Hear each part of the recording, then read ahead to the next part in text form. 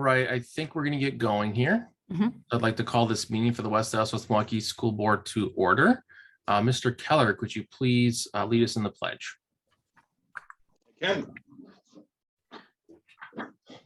pledge allegiance to the flag of the United States of America and to the republic for which it stands, one nation, under God, indivisible, with liberty and justice for all. All right, thank you very much. Suzette, would you please call the roll? Mrs. Carr. Here. Mr. Burns. Here. Mr. Becker. Here. Mrs. Kaiser. Here. Mr. Keller. Here. Mrs. Lee. Got her. Ms. Deal. Here. Mr. Sikich. I don't know if I should say present or here because I'm not really present anywhere. So I'll just say here. President Lee. Here. Proper notice that this meeting has been posted in accordance with open meeting laws of the state of Wisconsin. Do we have any modifications to the agenda this evening? We're not recommending any changes. Okay, and then I just want to quickly note, obviously we are via Zoom. This was due to a power outage in the building, something that is still ongoing, but we pivoted quickly to be able to continue having this meeting, and we're going to continue on with our agenda. And that will include public comments. So if there's anyone in the Zoom who would like to provide public comments, there's a link in the chat so that you can sign up to do so. With that, I'll move on to the superintendent's report. Great. Thank you and good evening, everyone. And it's good to be back in the room, so to speak. Yeah, last week I ended up actually with COVID that made me sick. Still not over, although we're moving beyond it, thank God. So I'll start with 6.1. So the legislative update, this is pretty quick. Wisconsin, unfortunately, falls further below national average on per pupil spending. In 2020, Wisconsin per pupil spending ranked 26th highest in the nation, 5.6% below the national average. So there's more to come on that. Then at the federal level, federal guidance on using COVID relief funds to prevent and respond to crime and promote public safety. In the wake of the tragic school shootings in Uvalde, Texas, some school leaders have asked whether federal COVID relief funds may be used for school safety purposes. However, we are reminded that the U.S. Department of Education previously published this guidance about how ESSER III funds may be used to prevent and respond to crime and promote public safety. So school leaders may want to give this guidance a fresh look, and we have, and we're considering whether or not there are options for us to improve school safety using some of those funds. 6.2 on the agenda is our Board of Education recognitions. So first of all, thank you to Costas Lazaridis on behalf of the Harvey Keene Foundation for the gift of $1,500 to our West Allis Central Boys Baseball program and $1,500 to our West Allis Central Girls Softball program. Additionally, Aurora Medical Group donated 2 pieces of medical equipment to Nathan Hale High School to further student learning experience. So we are appreciative of those donations and community partnerships. We want to congratulate all of our graduates from the class of 2022 and a special recognition to the top students at West Allis Central and Nathan Hale High Schools. At West Allis Central High School, the valedictorian was Mallory Malovitz, salutatorian Miles Pratt, and the top 10, again, Mallory Malovitz, Miles Pratt, and Lily Engel, Brianna Mullins, Cecilia Santiago, Hannah Schrader, Kitsada Edmonds, Daniel Graziano, and Cole Klinger. At Nathan Hale High School, the valedictorian was Aaron Krasovich, salutatorian Leah Alboyd. The top 10, again, Krasovich and Leah Alboyd, and then Neil Patel, Gabriel Manuntag, Gavin Graham, Emily Pollock, Kayla Zimmerman, Matthias Greenwald, Alexis Haas, and Hannah Pisarski. Shared Journeys, congratulations to the entire Shared Journeys School for working together to create herb gardens. Gardens were healthy, economical, and fun. At Central, a huge shout out to all of our seniors and honors and awards night at Central High School. This was an amazing event to celebrate our seniors and award senior Montserrat Cervantes with the coveted Honor Cup, awarded to the 12th grade student that most exemplifies characteristics of being a bulldog. In addition to their name engraved on the Honors Cup, the senior receives a $1,000 scholarship.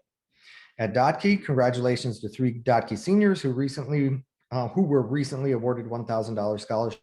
West Dallas Lions Club and the Klum Foundation.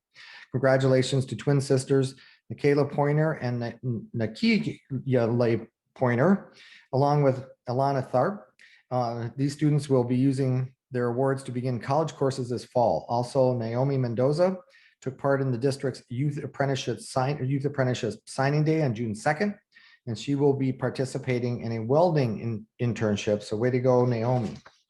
At Pershing received a $225 donation from the Milwaukee Bucks and American Transmission Company to purchase 3 trees for our school grounds thanks to their program called Trees for Threes.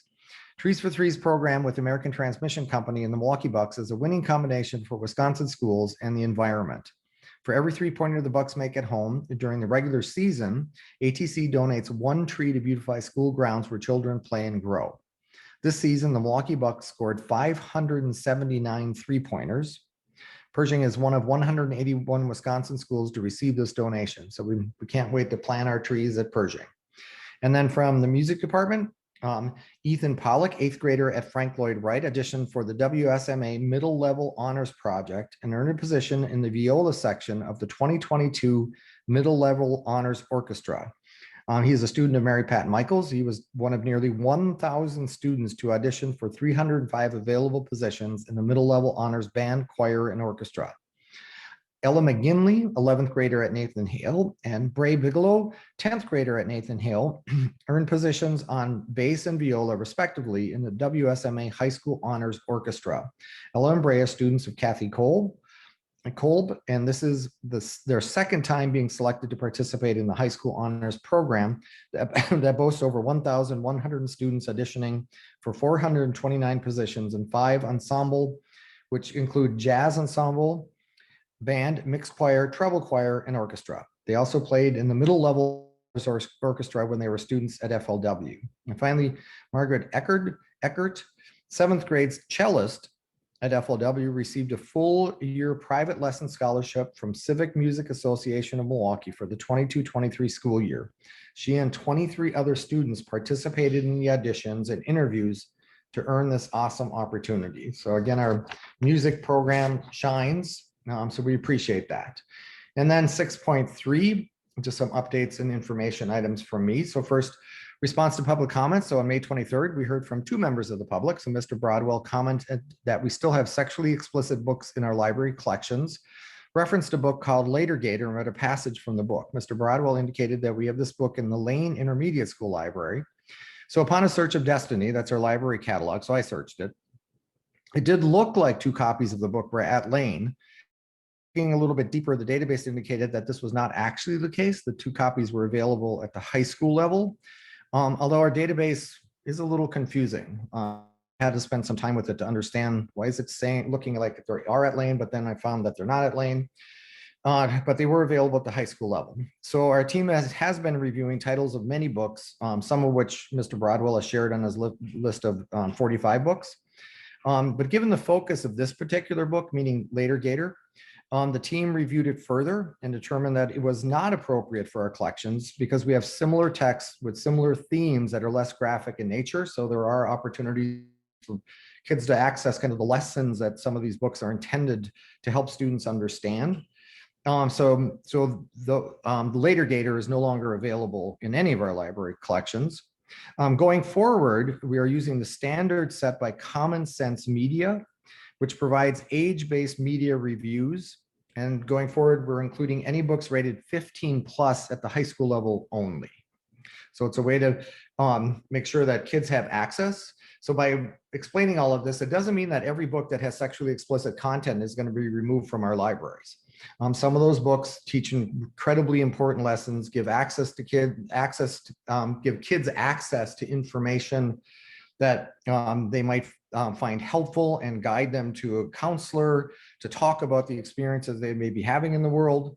And so it's going to be a case-by-case review, but using Common Sense Media as a set of standards through which we would review texts. Then the second person, we also heard from teacher Amy Groff, who came to thank the board and administration for the efforts to improve teacher compensation So she thanked, the board for the 4.7% increase for next year. Thanked us for the $1,000 teacher retention bonus for next year. And as much as we love hearing all of that, we also want the public to know how much we appreciate our teachers. It's not that just we expect them to show appreciation for us, but we appreciate our teachers and wish them the very best during the summer and have a safe summer and enjoy time with friends and family. And a couple other updates from Recreation and Community Services Center. They are going to be next couple of days as we experience this heat wave as a cooling center. So the rec center will be open as a cooling center. It'll be available on a first come, first served basis for those in need of a place to cool down. Individuals seeking a cooling center should come to the front desk to register. The hours are between 8 a.m. and 8 p.m. Monday through Friday during extreme heat events. And I do want to make a note, unfortunately, pets are not allowed. That has happened before when schools have open facilities as cooling centers, and people will bring everybody in their household, including a bird in a cage. And I actually had it happen to me once. That's why I'm saying it. So pets are not allowed, but the cooling center will be available for anyone in the community that needs it. And then lastly, high school graduations. So both high school graduations were on this past Saturday and they went incredibly well. Even though there was a lot of debate about inside, outside, I think it felt good to everybody to be back to our traditional high school graduations in the field house at Central, in the gym at Hale. They were ceremonies with all of the appropriate pomp and circumstance, but also moments of joy and celebration among kids and families. Our students did amazing jobs with their speeches. So I want to thank the board members and all the members of our leadership team that participated. We're incredibly proud of all of our graduates, in particular our two valedictorians. And I want to point out that both of the valedictorians this year from Central and Hale are children of employees. We're intensely proud of that fact. And that concludes the superintendent's report. All right, thank you very much. So we'll now move on to public comments. So as always, if you would like to address the board, you have 3 minutes to do so. Unfortunately, we do not have my timer, so I will have to use my phone and I'll let you know when your time is up and give you a 20-second warning.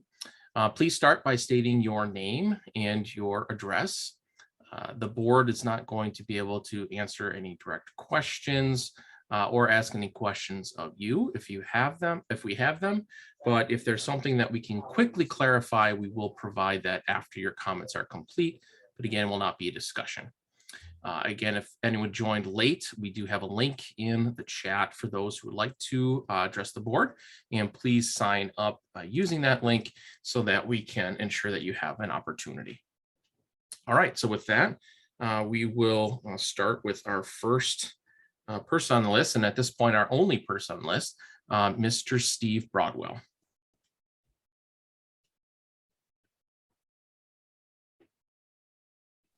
Can you hear me? Yes. Okay, thanks. Steve Broadwell, 12965 West Ohio Court, New Berlin. Marty, last meeting you stated my opinion that there are only two genders was medically incorrect, basing your opinion on an AMA 2018 proclamation that there are multiple genders. Did you read the article I sent you by the Psychiatric Association's Dr. Joseph Berger, who stated that the transgender craze is a cause celeb as more and more kids join this popularity contest? He noted that from a medical and scientific perspective, there's no such thing as a transgendered person, and that terms such as gender expression and gender identity are psychological issues, at the very least ambiguous, and are more an emotional appeal than a statement of scientific fact. Dr. Paul McHugh, former psychiatrist in chief for Johns Hopkins Hospital, said that transgenderism is a mental disorder that merits treatment and that sex change is biologically impossible. There's a plethora of medical professionals agreeing with this obvious scientific fact. It takes common sense to understand that a kid that doesn't know the best time to go to bed is not yet emotionally equipped to decide what gender he or she is. I've asked you to provide information regarding the science backing up the AMA's position, but we know there is none confirmed by your silence. Good science supports biological genders. Political science supports gender confusion. Gender ideology is absurd. Most people realize this on an intuitive level. Your authoritative AMA, like the CDC, is very corrupt. It's compromised, beholden first and foremost to pharma and big money. They do the bidding of those who fund them. The AMA's largest funders and donors come from the biopharma oligarchs. Pharma stands to benefit greatly from this transgenderism push, starting with puberty blockers like Lupron that is used to chemically castrate sex offenders and pedophiles. Its repurposing is intended to interfere with the normal, natural development of the child and is just the start of a lifetime dependence on drugs. Since you seem to like to cite Wikipedia as a reference to support your positions, you may be interested to hear what it says about the AMA. The AMA is a professional association and lobbying group of physicians and medical students. In 2021, the AMA published a plan to dismantle structural racism, which would encourage explicit conversations about power, racism, gender, and class oppression, forms of discrimination and exclusion, and utilize critical race theory. 20 seconds, Mr. Broadwell. The plan asserts that people of different backgrounds should not be treated the same and commits to dismantle white supremacy, stating intergenerational wealth is mainly benefited and exists for white families. The only pandemic we face is the Marxist desire to divide us and destroy this nation, starting with indoctrination of our kids at ever earlier ages. That's it. Okay. Who can't see? There's one person who is unable to fill out the form. So we need to know, is that you, Matthew, that you're waving your hand? Okay. What we would need is you to email your name and address to us so that we can input the information to you. Is it possible you could fill the information out in chat? Yes, okay. Can you go ahead and do that for me, please? And then I'll call you and we'll make sure to add this information to our spreadsheet. The importance of this is so we have a good digital record of everyone who commented to us.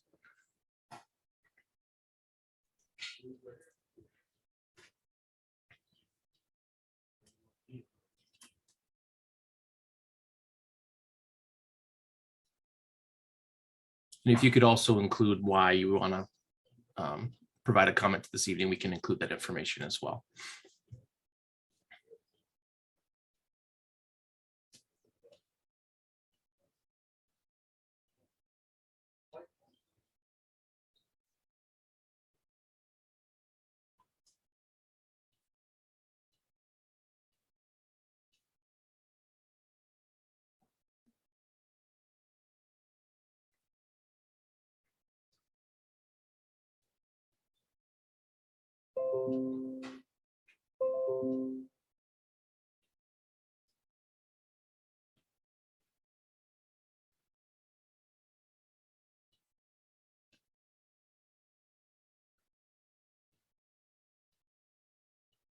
So everyone just bear with us real quick, just waiting for Matthew to be able to put his information in, and we'll let him address us after that.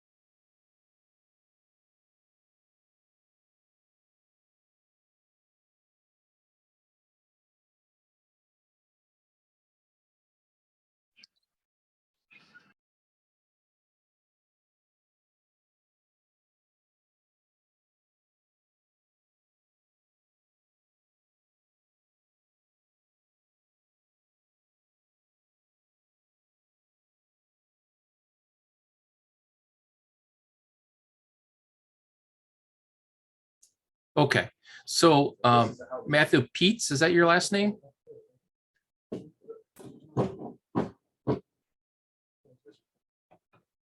Or is it Pietz?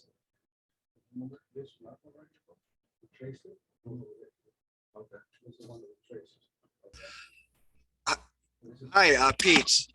Pete's, all right. Yeah. So I guess we do have your contact information from last week. So Ms. Zimmerman informed me of that. So why don't you just go ahead, state your name and your address, and then you can go ahead and address, okay? So let me get my timer up ready here. Okay, go ahead. Okay. It might get a little loud. So anyways, Matthew Peets, 2457 South 63rd Street. What the heck? Okay, go ahead. Okay. As I had said here, I talked to the Director of Parks and Recreation. I forgot. I think her name is Shelley. Last week, and she advised me to come bring this to the board. Basically, since we're getting all relaxed with the COVID garbage, I wanted to arrange a special event for next summer at Frank Lloyd Wright School property that would have a fireworks company and also a small carnival company set up for the weekend before the 4th of July, Friday and Saturday. And I'm hoping to have a musical group both nights. And in order to have this happen, I need to start a GoFundMe account so that I can hopefully get the word out and raise money. So I know that the incredible thing is like people pay to do the stuff.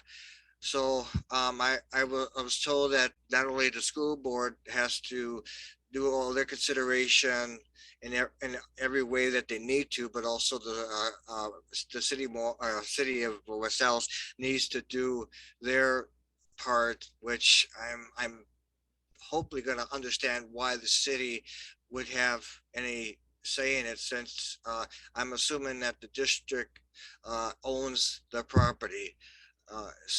But I'm also contacting the county parks for the Greenfield Park, and there's a possibility I can set this up there, and they require the city to sponsor it. So I talked to my alderman and asked them to put it to the board and find out if they're willing to sponsor this.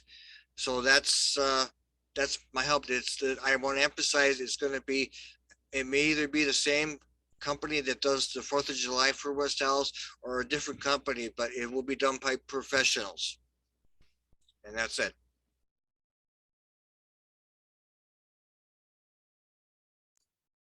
Okay, thank you very much. Sure, with your contact information, we can get you connected to the right individuals to see about your request. So thank you for that. That is all that I have signed up here for public comments. I did see one person join late. I'll just wait 15 seconds here. If someone is on the Zoom who would like to address the board that has not had an opportunity to do so already, can you please fill out the link in the chat to be able to address the board? Otherwise, we will move on. Wait here a few minutes, or not minutes, a few seconds.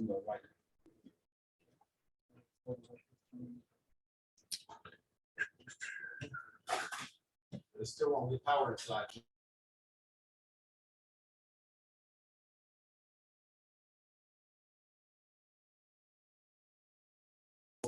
All right, seeing none, we'll close public comments at this time, and we'll move on to item 8, our board report, starting with a review of our board calendar. So tonight is June 13th, and at 6 p.m. we have our regular Board of Education meeting, and immediately following we have a workshop for the 21-22 some 21-22 budget amendments, as well as proposed 22-23 budget and preliminary tax levy number 2. Then on Monday, June 27th at 6 p.m., we have a regular Board of Education meeting with action on the proposed 22-23 budget and preliminary tax levy number 2, immediately followed by a closed session meeting. I will note that this action on the budget is a statutorily required item that we have to do. Passing the budget at this time, as we know, is jello. And as we move on through the budget process, we'll be able to solidify those things before we pass a final budget in October. Then on Monday, June 11th at 6 p.m., we have a regular Board of Education meeting, immediately followed by a closed session meeting, school safety. Then on Monday, July 18th at 6 p.m., we have a board workshop, which is TBD. And Monday, 25th at 6 p.m., we have a regular Board of Education meeting, followed by a board workshop with our consultant, Melissa Matarazzo. So moving on to item 8.2, our board committee reports. Our first one, 8.2.1, employee engagement and culture, Mr. Burns. Sure, thank you. We had a pretty quick meeting on May 24th, and in it, our only topic that we were set to discuss was about our substitutes and some of the positive signs we've seen with the increase in pay and being able to bump up the percentage of fills at a couple of our locations. Still more to do, and we're going to continue to look at what can be done and some options that we might be able to pursue to be able to help with that. We also discussed looking at our exit interview information because we were starting to collect it. And now that most of the contracts or the vast majority of them have been signed or have people have resigned, we will take a look at that information as well in our upcoming meetings to see what can be done to try and help us keep our teachers and staff in district. But that will be something that we're looking at in our future meetings. We also added in talking about, since there was our first meeting after our new committee members came on, of implementing a yearly summary meeting that would allow for our new members, once we have new positions, to be able to come on, and we'll talk about what we have done, what we're still working on, and then what our future ideas are to help get everybody on the same page so that we can continue working as a cohesive group. And really, that's all we talked about. It was short and quick, and that's it. All right, thank you for that. Does anyone have any questions? Or any questions you would like the committee to consider in the future? I did have one question, Brendan. Is regarding the substitutes. Do we have any goals as far as what sort of fill rates we want to try to get, or anything like that that we have either earmarked in our strategic plan or just earmarked internally so that we can kind of see we have increased pay? Are we seeing a market increase in our fill rates or that sort of thing? I don't know that we have a specific metric, but we can, we can identify one and see where we want. I mean, ideally, we want all of them filled so that we're not having to struggle and pull internally. But yeah, we can look at and see what's happening, and so we can really get a metric on how well we're doing or not with the salaries and things.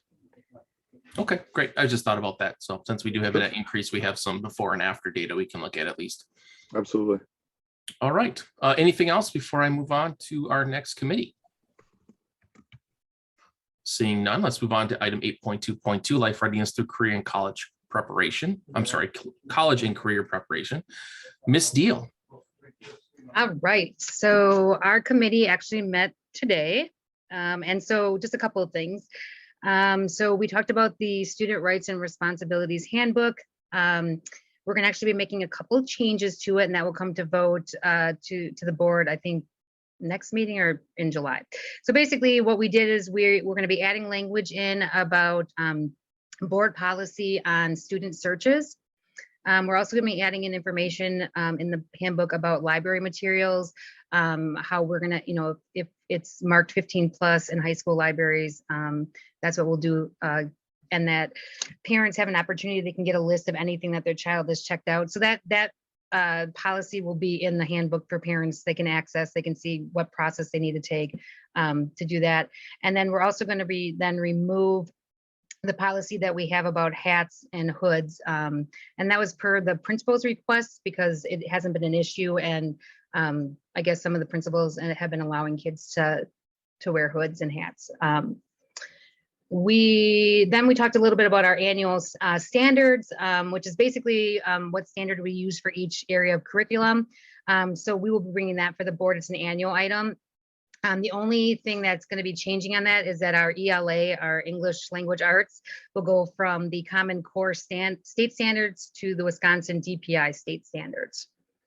And then the goals for this year, our committee is actually going to hold off on developing any annual goals for our committee until we've met with Melissa from, I don't know where she's coming from, but after we talked to Melissa about our strategic plan. And so we can then align our annual goal along with our strategic plan. So that's what we talked about. Does anyone have any questions?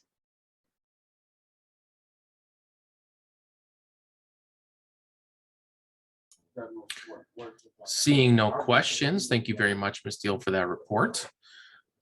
We will move on to item 8.3, board member reports of community events. And I will start off by saying that there were a number of us at graduation, and I know it's always a very exciting time for us, very honored as a board member. It's probably one of the most amazing things you're able to participate in, and seeing all these young people start their next chapters and be able to hand them the diploma and see the excitement on their face.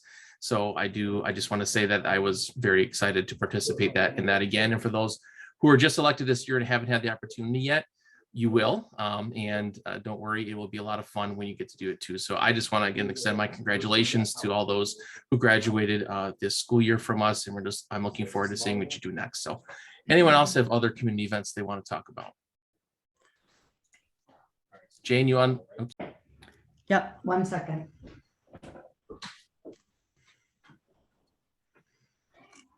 So since I happen to be in my office, I went to Franklin, had a project-based learning with their first and second graders, and they created toys for special needs kids and regular ed kids and whomever, and then they actually sold them at the farmer's market. And so I went and bought this turtle, and I bought this 3D duck that they made with a 3D printer, and it was lovely. It was to see them go through the whole process and be so proud of their work. It was just so obvious to me that that is just going to be something that they will remember for a lifetime. And they used so many skills that they will also use for a lifetime. So I enjoyed that. All right, Kristen. I had the honor of going to Dockey's exhibition night, and every person in this district, if you want to see some amazing work and passion projects and entrepreneurs, Dockey's amazing. And it was wonderful to see students taking standards and essential questions and driving questions and creating from it. And the kids were beautifully eloquent about what their projects were and their passions. I was able to buy something this time because I remember to bring money. And I can't speak highly enough of the culture of that building, of how students are 1000% able to be authentic selves while learning. And that's a huge shout out to Mr. Gales and the staff at Dockey as well. Awesome. Thank you. Anyone else? Seconded on the exhibition. I took my wife and kids, and everybody was really excited about it. They didn't even get to see half of what the building has to offer. So yeah, seconded. It's just a great energy, as Kristen said. I got to go to the community transition services graduation and got to speak with Jackie Jacoby and meet some of her team. So that was a really nice event. So I did get to hand out some diplomas, and it was good. It was a really nice experience, and I'm looking forward to getting into all the rest of the buildings too. Awesome. Thank you, Mr. Becker. Anyone else? So I'll just end by saying I also was able to attend Dockey's exhibition night. It was awesome. I took my kids and they loved the bee part. They loved the honey and all the stuff they're doing and the stuff they're making there, which is amazing. So it's always a great opportunity to see all the different things there with aquaponics and the bike shop, and it just goes on and on and on, the different things that they are doing there, and allowing, you know, there's, I think I heard from 3 different people who are starting their own business based off things that they basically came up with as part of learning projects they're doing at Docky. So yeah, it's always a great opportunity to see how learning can be. And I think that building and staff have definitely embraced that mentality, and the students there seem to be really diving into that. So I just wanted to mention that. And I also had the opportunity to attend the Spanish and French Honor Society induction ceremony, which if you haven't been to that before, I would highly recommend it. They're nice enough to do it in both English, Spanish, and French. So you can hear and understand. I'm not a French person, but I did understand some of the Spanish from the high school high school and college courses that I took. But it's a great ceremony. They celebrate first year, second year, and third year inductees, as well as some award members as well, for those that are participating. So it was a great opportunity to kind of see some of our our groups that are multilingual. And there was actually one gentleman who was trilingual, and he won the award for both the French and the Spanish Honor Society. So I was quite impressed by that guy. So yeah, so that was a great opportunity. At the end of the year, there's always so many events, and so we try to, I know I try to go to as many as I can within the schedule, and I know we all try to. So we try to rotate it around so we can at least have at least one board member at most things if we can do it. So thank you, all of you, for taking the times out of your days to participate. I know it means something to those who, when we do attend. So thank you. Speaking of, I missed the youth apprenticeship signing days. I got to go to both at Hale and Central, and silver lining on a personal event, I got invited to the teacher basketball game. So if you see me walking out of Central at 7 o'clock, 8 o'clock in the morning, that's because I got the invite, and it's been great. The youth apprenticeship event was great too. Got to meet the area coordinator for the program and learn a little bit more about the scope and what they see as a lot of really untapped potential. So something I'm looking forward to in the future as well. And I'm going to take some PTO next year at the end of the year, because it's just, there's too much, there's too much to get to. Definitely. Yes. So awesome that you're able to do that, Mr. Becker, and awesome again. Yes, the apprenticeship signing event was great. I think that was awesome that the district was able to put that together, and looking forward to that being something that is done annually each year, just like with our athletic signing event that we've had for some time. All right. Anything else before I move on? Okay, let's close that and move on to item 9, our consent agenda.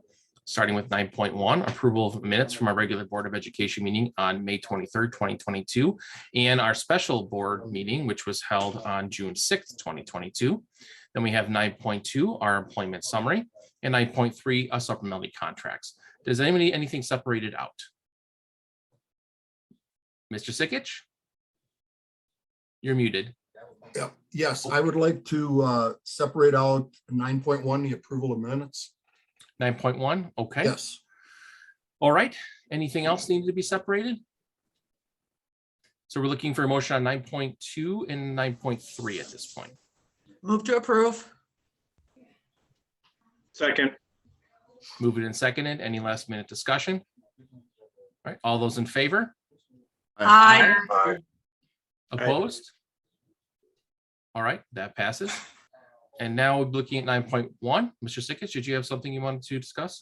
Not really a question, but as I read these when I got back in town, and I do apologize for missing that June 6th meeting, but I had reservations and tickets purchased for things I just couldn't cancel. I guess had I been there, this is, I guess, more for future reference, but there's no place I can bring it up other than here, is the voting on the schools. If you voted where you have kids in school, that's a conflict of interest as your parliamentarian. That in the future, you should be recusing yourself. You have any tie-ins with that building. I don't know that it would have changed the outcome, but it may have changed how somebody else voted or whatever. So I just wanted to bring it up here as a reminder for the future to make sure when you vote that you are voting, I don't know what the term would be, properly, whatever. That's all I had about it, because there's another place I could have brought that up in the meeting other than the minutes. Okay. Any other discussion on the minutes? If not, I'd look for a motion. Move to approve. Second. Moved and seconded. Any I last? have to abstain because I was not at the meeting. Okay. Moved and seconded with Jeff abstaining. All those in favor? Aye. Aye. Opposed? And one abstention. All right, that passes. Let's move on to item 10, our action items for this evening, starting with 10.1, approval of additional open enrollment seats for the 22-23 school year. Mr. Norris. Good evening, everyone. Noah, would you like me to share the action item with everyone right now, or? Okay. Yes, why don't we go ahead and do that? I'm not sure who the host is, but the screen sharing is disabled currently. It's either Suzette or Brandon. There we go. Okay. So this should be relatively quick. So in front of you is action 10.1, the approval of additional open enrollment seats. So we look at approving these seats and coming back to the school board annually here in about the third week of June. And there's only one seat tonight, looking to approve one seat for a junior. And the reason that this comes up annually is that when we forecast open enrollment seats in January each year, we forecast the number of students who have in our 11th and 12th grade, so our 10th and 11th grade for the following year, we forecast out the number of students based on who's applied for a tuition waiver, meaning that these are students who are currently in our schools who have moved out of the school district. So because of that, it's families can move beyond those dates. So in this case, we had one family that after we approved the number of seats had moved out of the school district. So that said, we have one family who's anxiously waiting tonight on this decision, looking to come back for their junior year at our school. So that is the background, and would look for your feedback. Questions? I have one question, I guess. So it's a junior year. Is the tuition waiver only good for 1 year? After that, they would have to enter the open enrollment if they wanted to stay in for senior year, or do we give special exceptions for that?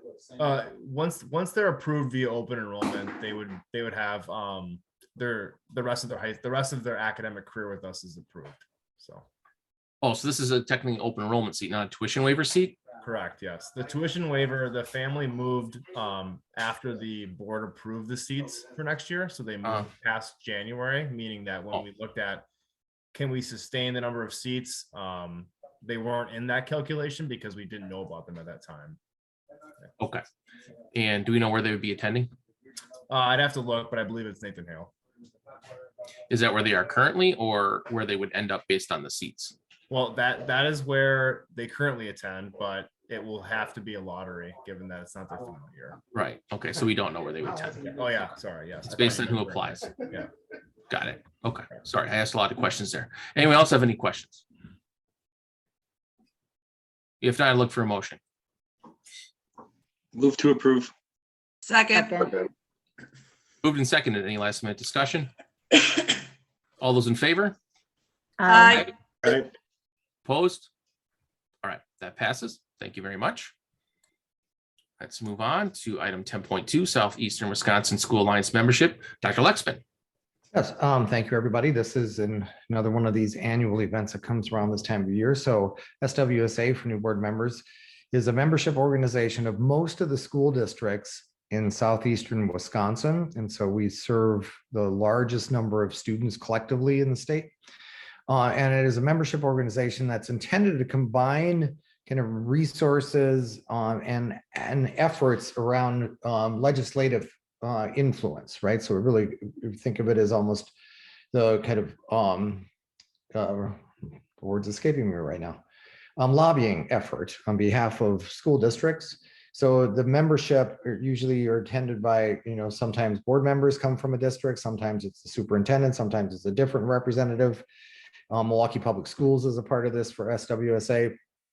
And it really allows us to have collective influence, and we really focus on just legislation that is important to us as public education entities. But it also gives us some pulse on what else may be happening politically in the state. SWSA does hire a part-time lobbyist, Ramey, who is phenomenal at having kind of a pulse of what's happening in Madison.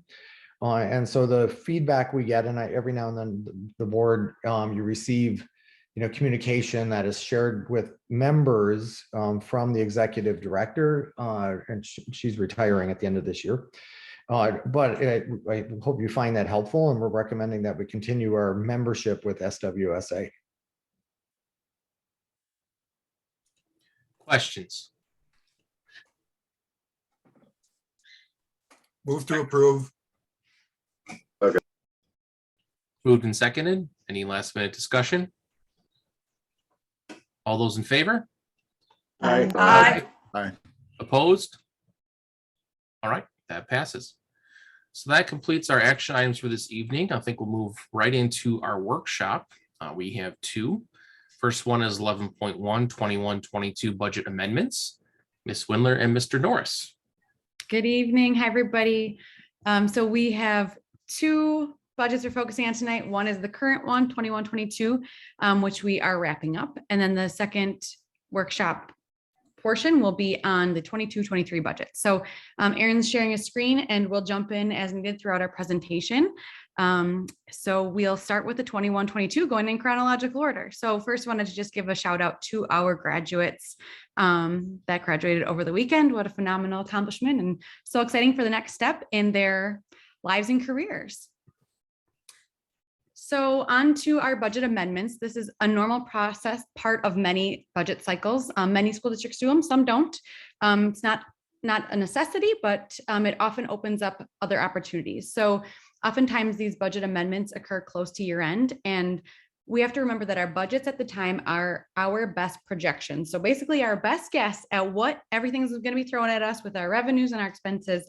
And we do our best with the information that we have. And then throughout the year, we are able to monitor our budget status and then develop opportunities from there. So one item that we've been doing over the last few years is basically getting better at looking at our very specific portions of our budget. So we kind of breaking down our whole entire budget into smaller pieces, more manageable pieces.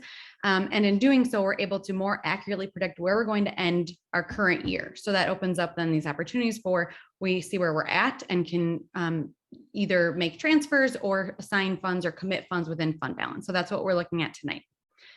So this comes from a few different factors. So some of them are expense factors and some of them are revenue factors. So where did our actuals change from our budget projections? And that's what we'll go through here. So we have some reduced expenses, and that comes from a few different areas. One of these is a math adoption. So we originally planned to do a math adoption within our general Fund 10 operating budget. And after reviewing the qualifications of ESSER, this would fall into ESSER. Our board reviewed our ESSER plan in February, and ESSER really is one-time funds. It makes sense for one-time purchases. So this, in the big picture planning of our long-term financial picture, this made sense for us to move on to ESSER as a one-time purchase. And again, we do it, we purchase adoptions every number of years, but it's not an ongoing annual expense. So this one made sense to move on to ESSER. So really what that did was it reduced our expenses within our general operating budget. We also have additional savings that were realized from our retirees that are 65 and over who moved on to our Anthem Medicare Advantage plan. So you'll recall that was a year ago, we moved plans for our retirees 65 plus from the WEA plan onto Anthem, which truly ended up being a win-win for everybody involved. So not only did our retirees end up with a better benefit, those of Medicare age, it also reduced their portion of their premiums and our district's portion of our premiums. And ultimately, we conservatively budgeted for a savings and it actually came up higher. So we're seeing an actual realized savings from this move to the Anthem plan of $1 million a year, which is incredible for our school district's long-term financial success and meeting our priorities in other areas. We also saw a savings within our salary and benefits budgets.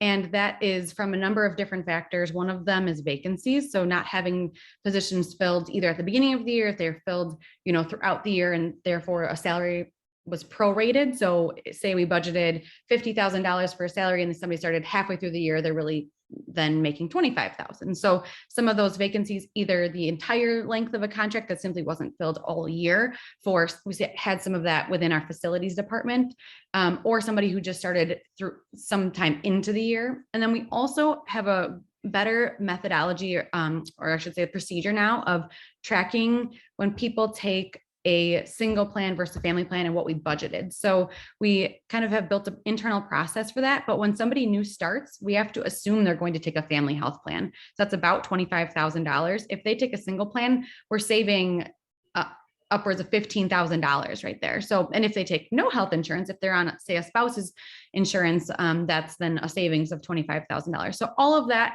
those are all reductions in expense from what we actually budgeted. And then on the revenue side, we actually had an increase of revenue, which I don't know that I've ever said that, from what we planned or knew about going into the fiscal year. So the governor had this bucket of funds and basically created his own ESSER funding, his own COVID relief funding.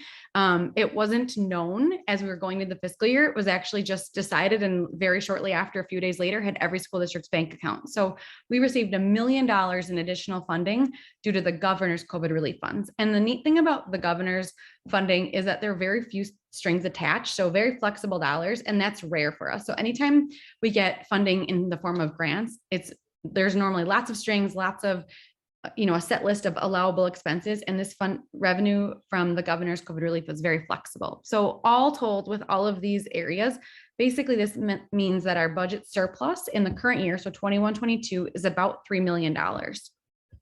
So as you look here, we just kind of we like to put things into context in terms of percent of our budget, because none of us work on such large dollars within our own home. I shouldn't make assumptions. I would assume people don't function on such large budgets within their own homes. So the $3 million sounds like a very large number, and it is a very large number, but in our grand scheme of our budget, it's about 2.6%. So we, as you recall, in the strategic plan, have a goal of being 2% within our budget. So this still, even if we didn't make this recommended change, and you'll see in a second, to committed fund balance, we'd still be really close to that goal. So that $3 million is not an unheard of amount of money, and it is actually a really great thing for us to be able to long-term plan. So what our recommendation then tonight is to allocate this $3 million of surplus to committed fund balance for future retirement benefits. And in the next slide here, we'll go into a little bit of the weeds about what that means, and is not new to our board. So in the past, over the last few budgets, our board has already assigned, or I should say committed, $5 million of fund balance for future retirement benefits. So the board must take action to commit funds within fund balance, and has done that a couple times in the last few years. The reason we talk about this retirement benefit, future retirement benefit, is for the reason that our current plan is very rich and very costly and is not long-term sustainable. So what we could do is change our retirement plan, and that doesn't necessarily mean a reduction in the benefit that an employee would see upon retirement, just a change in the way that they receive a benefit. So our current plan it basically allows an employee, based on whatever category they fall into and whatever benefits that they're eligible for based on their years of service and their age, a set amount of years of health insurance. So that's a defined benefit. What we could do is make a change to a defined contribution plan, so that there's a ton of different ways that a school district could do this. But one option is a defined HRA, or an HRA contribution plan, where our district would say, based on however many years, we're going to put in X number of dollars per year that an employee is here. And then upon retirement, they're receiving that HRA to use then for their retirement health insurance premiums. That system becomes much more sustainable over time and is a significant upfront cost, but we see a long-term savings. So throughout the coming months and the year to come, there'll be plenty of board conversations. Nobody workshops asked. that, thank you. Savings, sorry. There'll be coming workshops and within board committee, and then bringing to the full board about our various options that are available for us in this area. So our current annual retirement costs used to be, this number, if I was reporting last year, was 4.2 million, now about 3.2 million. So our health insurance, our retirement costs on a per pupil basis were 99th percentile in the state of Wisconsin. So up there as the most expensive on a per pupil basis. So our board made that call last year to move to the Anthem plan, which is saving us about $1 million a year, but our plan is still very costly. And so committing funds within fund balance is a way to get a foot in the door to create a more sustainable system long-term.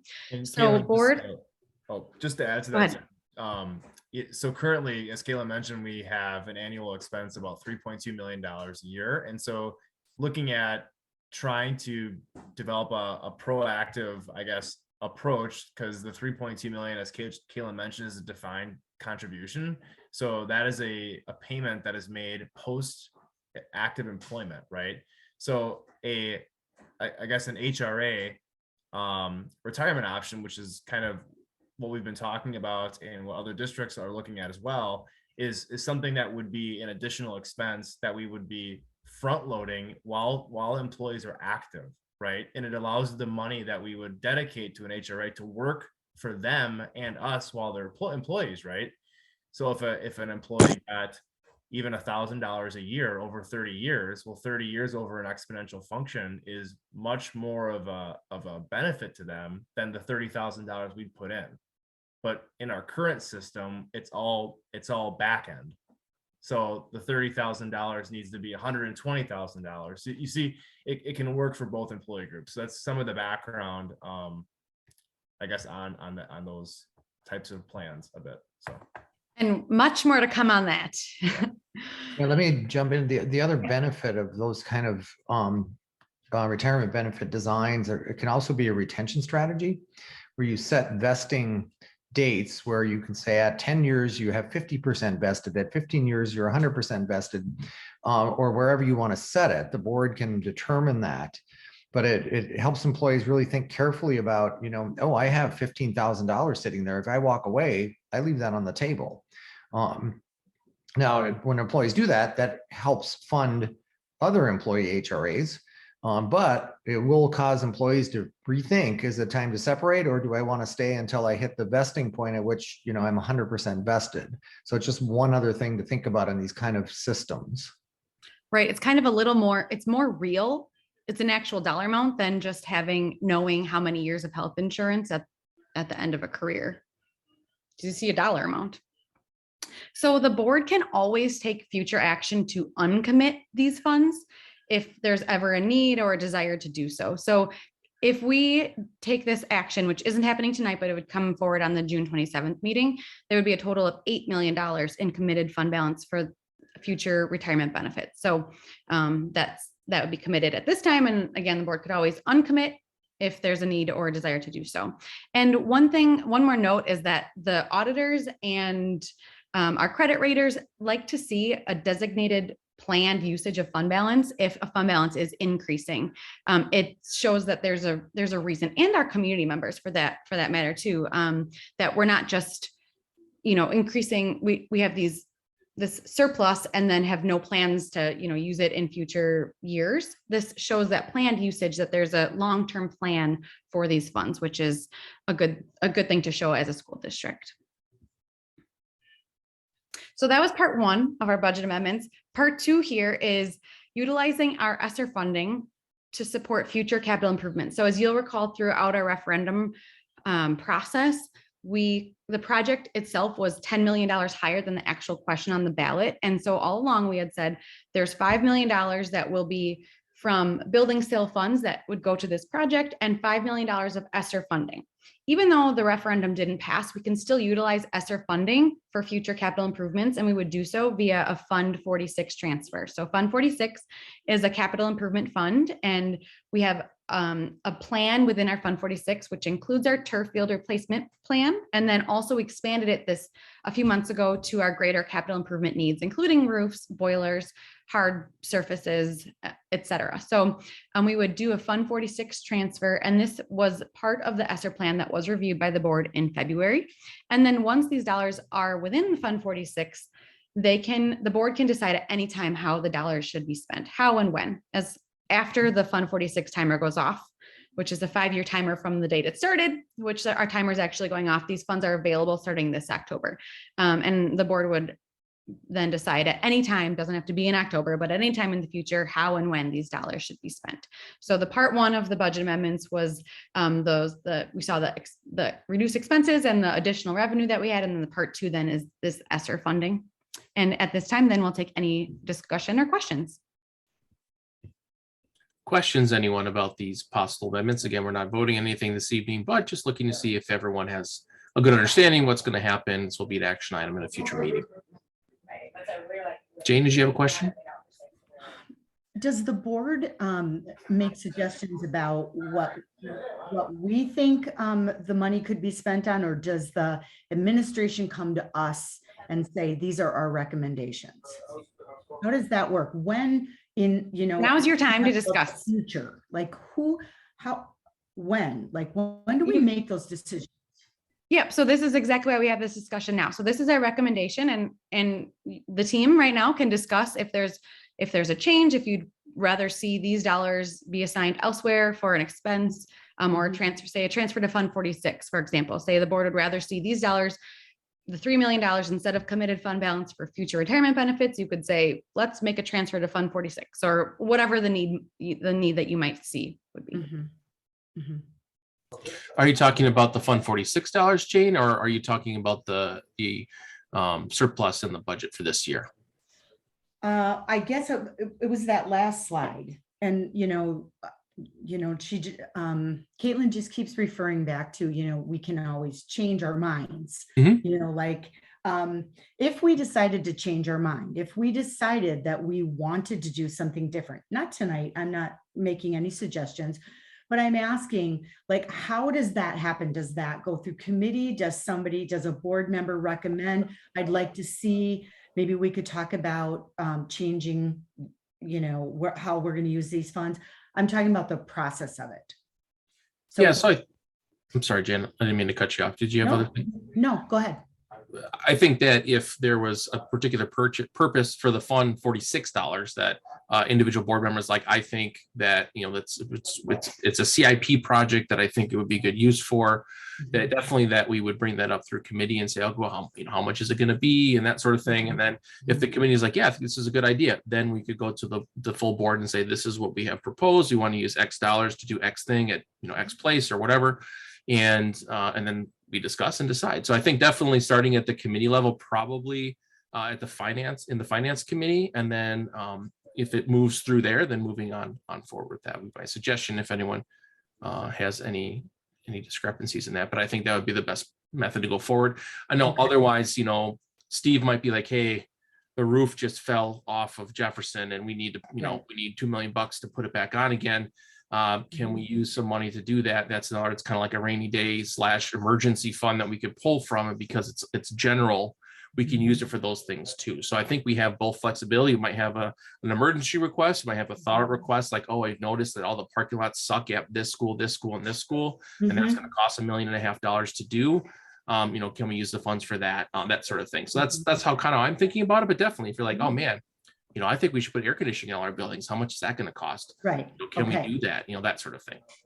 So thank you. And I know that always, correct me if this is not the appropriate time to talk about it, but I was thinking in terms of, oh, we're consolidating. Does that mean that we might want to talk as a board about getting Frank Lloyd Wright up to speed in the next year during our transition? So that's where my mind was going. And I thought, wow, if I wanted to make those suggestions to how would I go about doing that? So that was exactly it, like air conditioning, or the schools that will be taking in new students, things like that.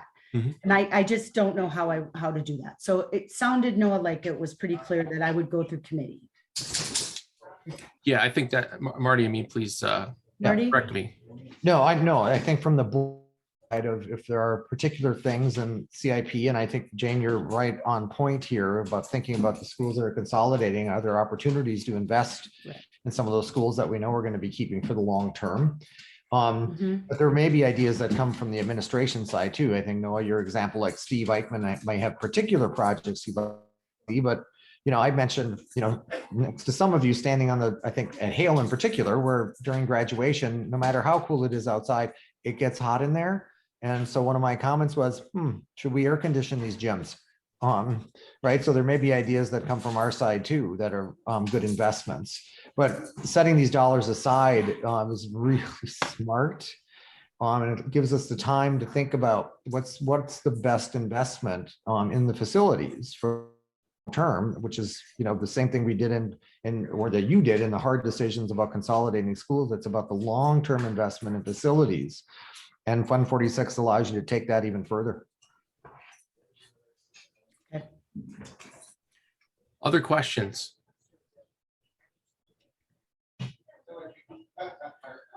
So I guess, Caitlin, are you looking for a direction like, hey, we're okay, we would be Yep, okay I with what's been proposed, or? Yep. So if there's no opposition, then we'll bring forward budget amendments that reflect committing. So the commitment of fund balance will actually be a separate action item. So we would do that. And then our budget amendments would reflect the reduction in expenses and additional revenue that we talked through tonight, in addition to the ESSER funding the Fund 46 transfer. So that's what would be reflected in the budget amendments brought forth at the June 27th meeting. And then anytime we do budget amendments, anytime the board approves them, then there's a newspaper publication that follows. And then, like I mentioned, the commitment of fund balance would come forward in a separate action item on the 27th. Yeah, I think that all sounds good to me. Are we all good, everyone?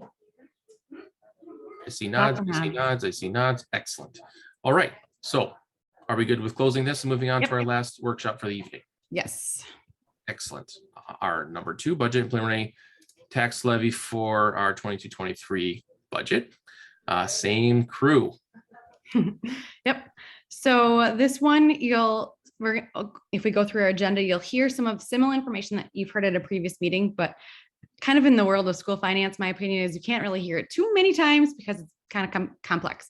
So we'll start with the state budget information. We'll talk about how our budget connects to and supports our strategic plan.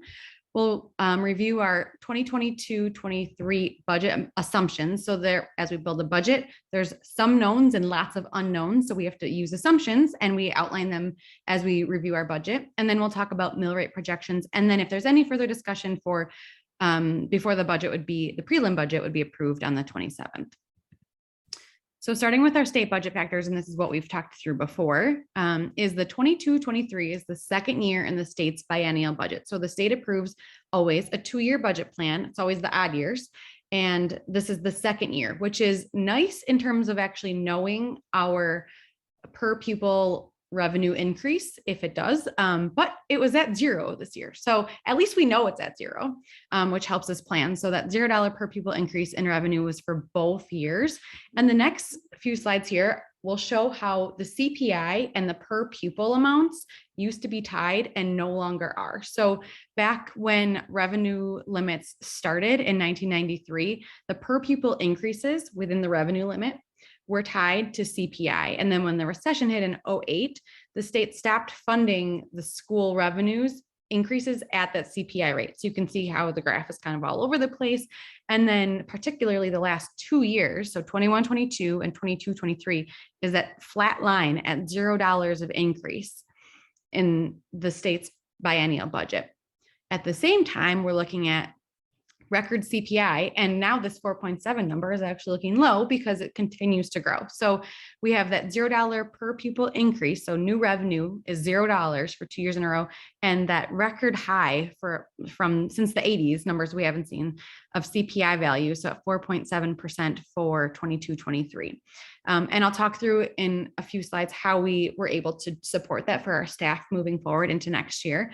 But this is something that we'll have to keep an eye on in the coming year then with the new state budget, is what does that per pupil number look like? So the next slide here then is our connections to our strategic plan. So our budget should be a reflection and is of our strategic plan, and our board sets the mission, vision, and then the 5-year goals within this document. It's a nice, beautiful little one pager. Suter made sure that we were able to fit it, or maybe it was Dr. Lexman, make sure we were able to fit it on one page. So it's nice and condensed and easy to read. And there are goals within these 4 building blocks, and our budget supports each building block. So for example, I'll just list a few things, but in the employee engagement and culture, one of the goals is that our compensation is comparable within the area. So this is a piece of our budget that we focused heavily on in this year's budget, with the board having approved the new compensation model, the 4.7% increase. We were able to support that because we continue to align our staffing with our enrollment. So as our enrollment is declining, we're able to make sure that we're meeting those targets, and in doing so through without necessarily having to go to reduction in force, just through natural attrition has been actually the majority of the case for us moving into next year, which is really great.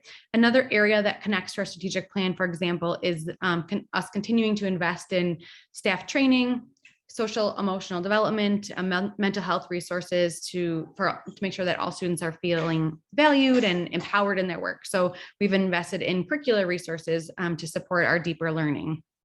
And then on the financial piece, one of the goals within our plan, which is just very apparent and relevant for all of us over the last few months and years, is the development of a long-term facilities master plan. So that work started 2.5 years ago, December of 2019. And as we are deeply aware of the difficult decisions that were made last Monday, but having made those decisions for those consolidations to support our facilities plan will keep allowing us to advance in our school district in all of our building blocks by creating operational efficiencies. So our budget supports all of our building blocks so we can continue to work towards meeting our strategic plan goals and mission and vision.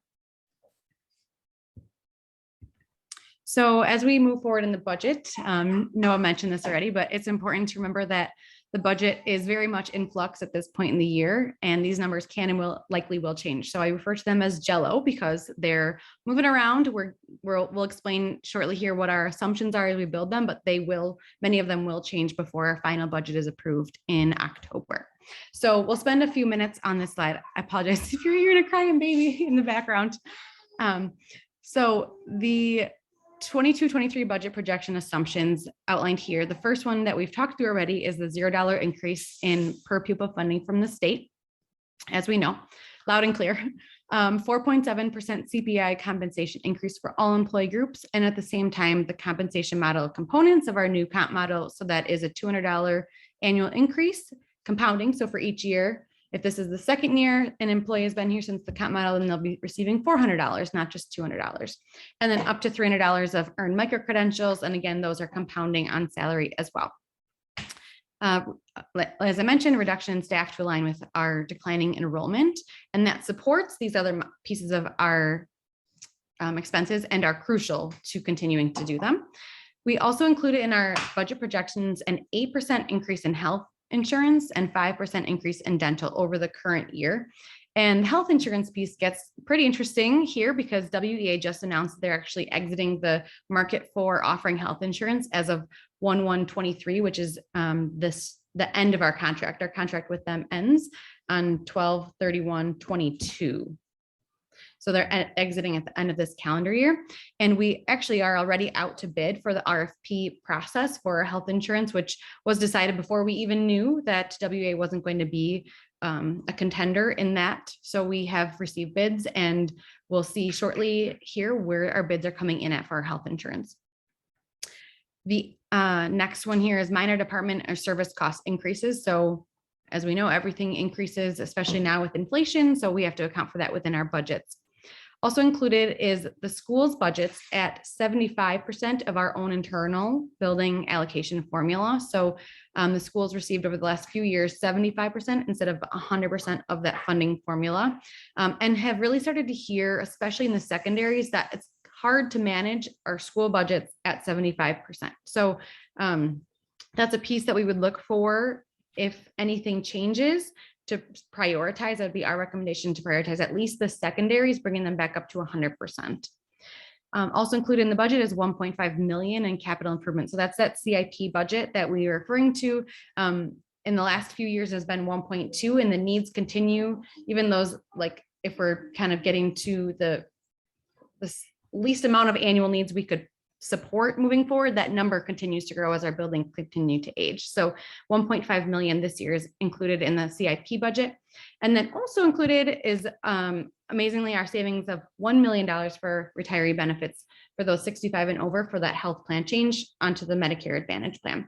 And then finally, as you'll see, our budget is balanced that we're presenting tonight, but it's done so through utilizing ESSER funding for a portion of our Fund 38 debt payments. So because Fund 38 falls within the revenue limit, anytime we would have fewer Fund 38 debt payments, it frees up Fund $10 for our general operating budget. So we're utilizing in this year's budget $1.2 million of ESSER funding to fund debt payments, which is why you'll see a balanced budget here in the next slide. So all said and done with all of those assumptions and revenues and expenses, our projected Fund 10 revenues match our Fund 10 expenses at just over $100 million. And therefore, because they match, that's a balanced budget. So our projected surplus or deficit is $0. And then one final slide, and then I'll take any and all questions, and we can have discussion as well on our projected mill rate. So our projected mill rate is for 22-23, $6.97. So we can see it continues to drop. And what that means for a homeowner, to just put it in some layman's terms, is our $6.97 mill rate for $100,000 home value of equalized home value. It's a property taxpayer for their school-based portion of their property taxes, which is a portion of their property tax bill, would be $697.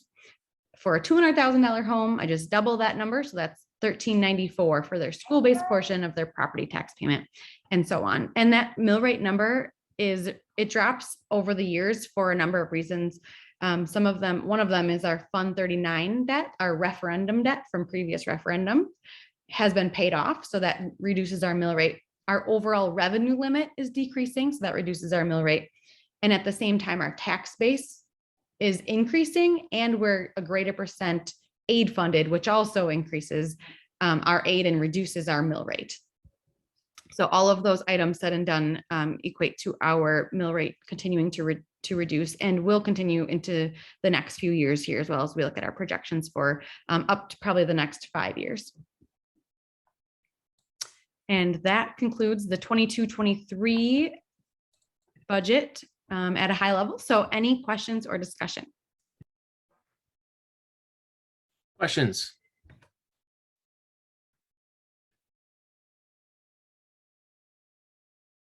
So we never see a balanced budget this time of year. No. I'm just going to say that it just doesn't happen.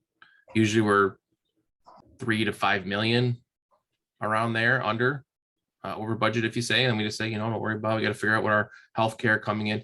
That is one concern of mine, is the healthcare question mark with not having and not having a guarantee of 9%, no more than 9%, that's gone. So yes, we budgeted 8.5%.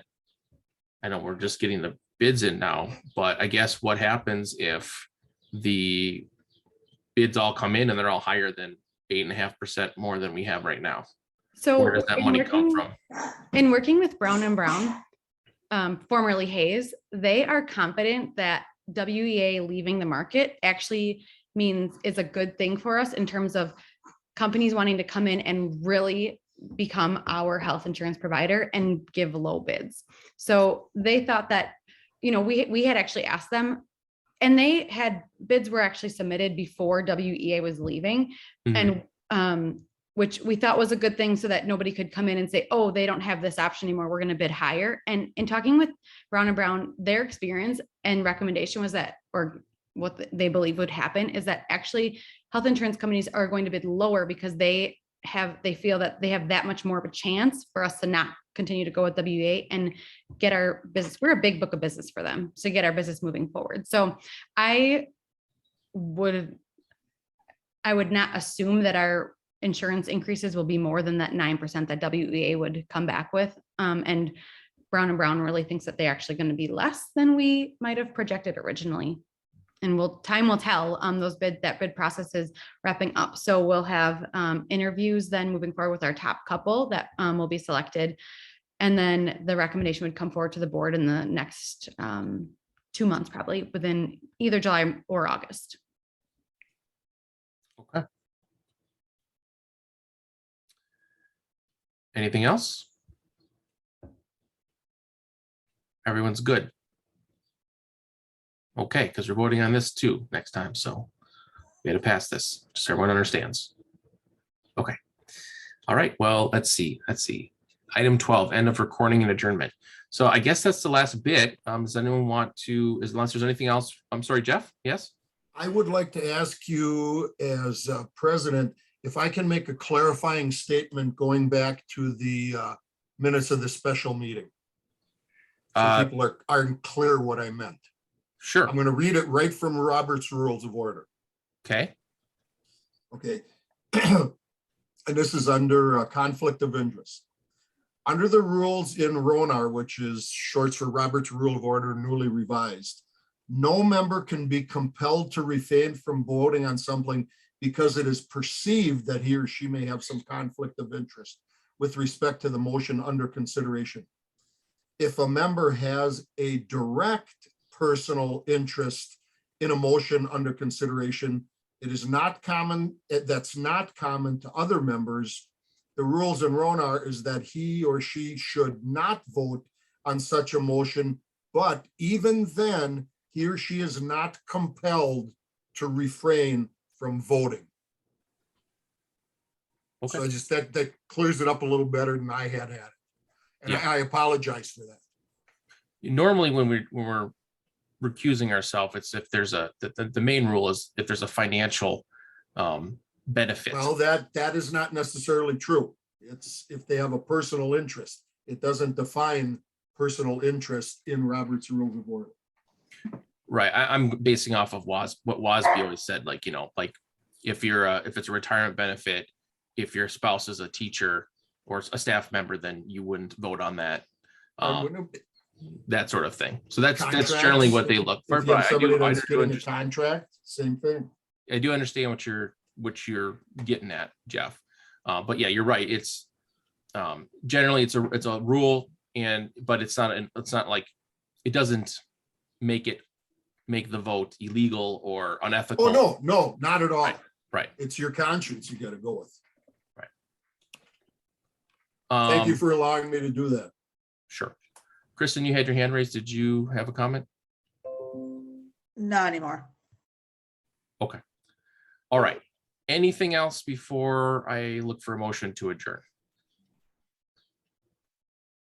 So I would look for a motion to adjourn. Second. Moved and seconded by multiple people at multiple times. All those in favor? Aye. Opposed? We are adjourned. Thank you, everyone. Enjoy the week off.